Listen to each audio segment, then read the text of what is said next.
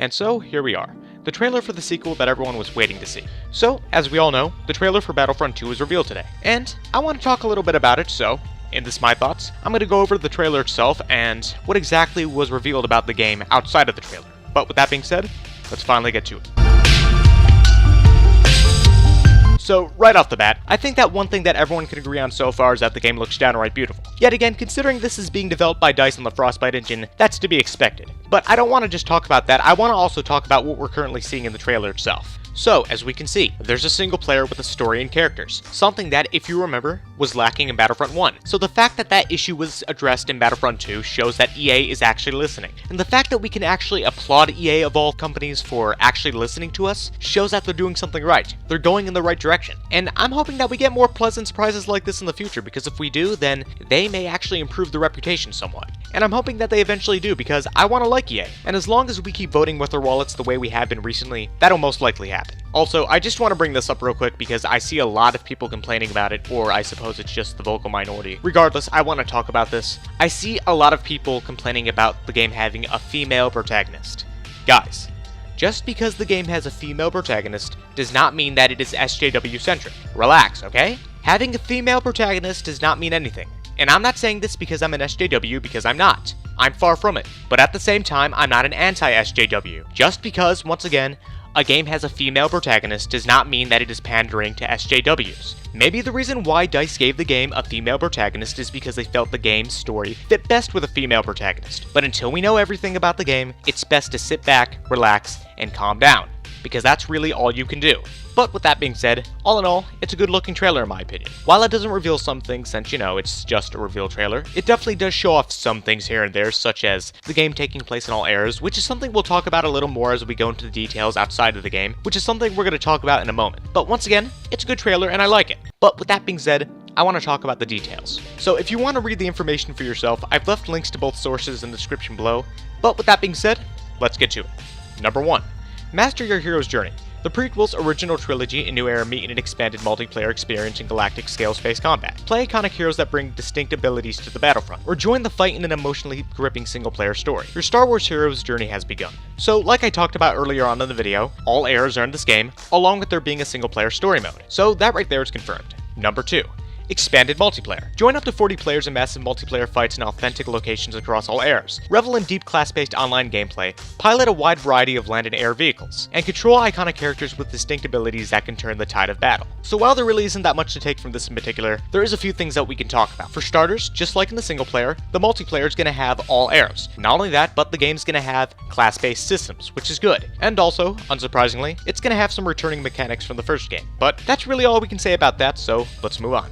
Number 3. Now this is going to give us more details on the single player. Forge a new path as Iden Versio, or however you pronounce her name, I'm sure I'm butchering it. But anyways, Commando of Inferno Squad, an Imperial Special Forces unit equally lethal on the ground in its base. Encounter many of Star Wars' greatest characters in a story of revenge, betrayal, and redemption that spans 30 years. So obviously, as you can see from the information, the game's going to take place over the course of 30 years throughout all 3 eras. How it's going to work with one protagonist from the looks of things, unless they decide to have more playable characters, I'm not really sure, but I'm guessing they have it done some way. Maybe there's some time skips with maybe several different protagonists. But anyways, another thing in case you're wondering is that it's been confirmed that the story's canon to the Star Wars universe, so it's not just a story with lost potential, hopefully, so it'll definitely add to it somewhat, once again, hopefully.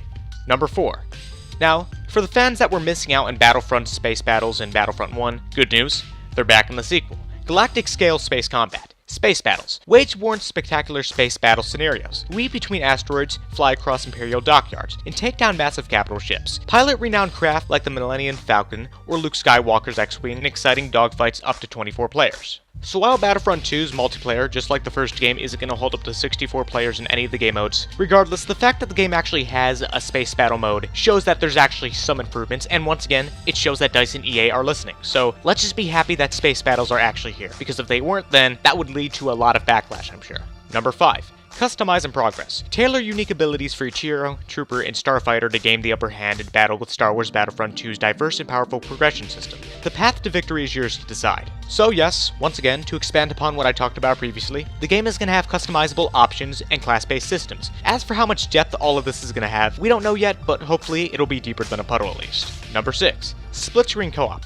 Team up with a friend in 2-player offline split-screen play, earn rewards, customize troopers and heroes, then take your skills and upgrades to the online battleground. Split-screen co-op available on PlayStation 4 and Xbox One. Now, out of all the details listed, this one surprises me the most for the simple fact that couch co-op really isn't that much of a thing anymore. And even with the opinion I've given on it in the past, regardless, it is nice to see it make a return in a game like this. Number 7. Now, this detail in particular is just restating what I've already talked about previously, but regardless, I'm just going to be as brief as I can with it. Basically, what it's saying is that it's going to have different characters from all 3 eras, such as Kylo Ren, Darth Maul, Rey, etc, etc. So, nothing new, just things that we pretty much already expected.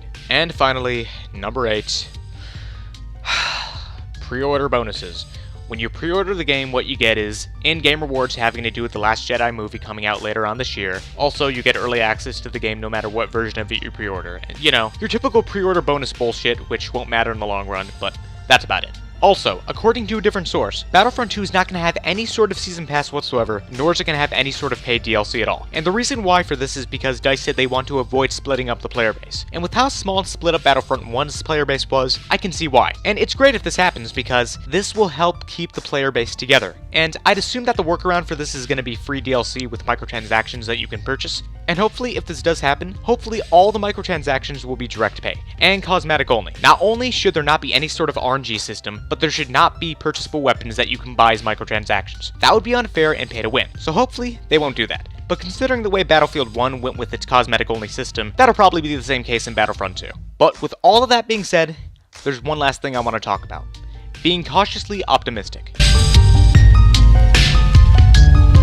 Now, with everything that's been talked about, this game looks to be what Battlefront 1 should have been. And this seems to be an ongoing trend within modern gaming, especially in the last year. You know, because Titanfall 2 is basically what Titanfall 1 should have been, and Watch Dogs 2 being the same. But even if that's the case with Battlefront 2, regardless, it is best to be cautiously optimistic because you don't know how this game's going to turn out in the end. It could be good, but it could also be bad. So while I wouldn't recommend pre-ordering it, once again, as I said in the Destiny 2 video, what you do with your money is your choice. Just, at the end of the day, the consumers are the two deciding factors in what happens with gaming and what doesn't. Because when we purchase something, it continues to get sold. When we don't, it eventually dies out. So, once again, vote with your wallet. Because really, it all just comes down to how much money corporations can take from us. And the less we give, the less they'll be able to shit on us. But even with everything that's been said in this video, regardless, let's just wait and see what happens with Battlefront 2 because it has a lot of potential from the looks of things, and I do hope it turns out to be good in the end. Because if not, then, well, DICE is going to have a lot to deal with on their hands. But anyways, that's all I had to say. I hope you enjoyed this video. If so, then make sure to like, comment, subscribe, and share on your favorite social media websites. Any support would be appreciated. Also, if you want to follow me on Twitter, there's a link to that in the description below. I also have a second channel for extra content if you want to check that out. Once again, there's a link to that in the description below also. And if you're on VidMe, make sure to give this video an upvote. But once again, that's all I had to say, and I hope you enjoyed it, and I'll see you guys next time. But until then, I'm out. Peace.